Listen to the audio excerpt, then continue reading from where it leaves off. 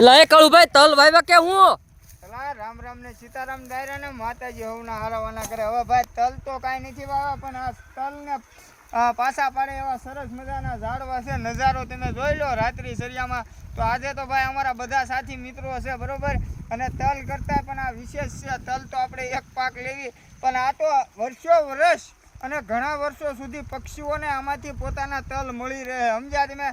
અને ભાઈ ગામડાનું વાતાવરણ છે, અને અમારા ગામના બધા જ લોકો અહીંયા ખૂબ સારું એવું સાથ સહકારને સપોર્ટ કરતા હોય છે. તેમજ ભાઈ આપણે કહેવાય છે કે ભાઈ કાંઈક કરવું હોય તો એની પાછળ મહેનત કરવી પડે.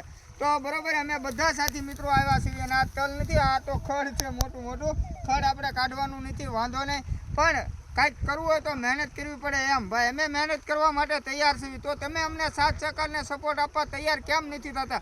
કારણ કે અમારા વિડીયો સેવાના હોય છે, એટલા માટે અમે વૃક્ષ મોટા કરવાનો પ્રયત્ન કરીએ છીએ. એટલા માટે એ કામ તમને નહીં ગમે, તમને તો કોઈક ડિસ્કો કરતા હશે એ ગમશે, તમે બીજાને સાથ સહકાર આપશો, તમે ખોટા વિડીયો બનાવતા હશે એના સાથ સહકાર આપશો, પણ અમને તમે નહીં આપો. કારણ કે ભાઈ આપણે તો પર્યાવરણ માટે કામ કરવી છે, પક્ષીઓ માટે કાર્ય કરવી છે, કોઈને નથી ગમતું આ સમયમાં. પણ કાંઈ વાંધો નહીં, ગમે તો મારો ભાઈ અમારું જય બજરંગી ફેસબુક પેજ છે, એને ફોલો કરી દેવાનો છે. તેમજ ઇન્સ્ટાગ્રામ આઈડી છે આપણી જીવદયા ડેમ ઢૂંઢસાર, અને યુટ્યુબ ચેનલ છે કાળુભાઈની મોજ.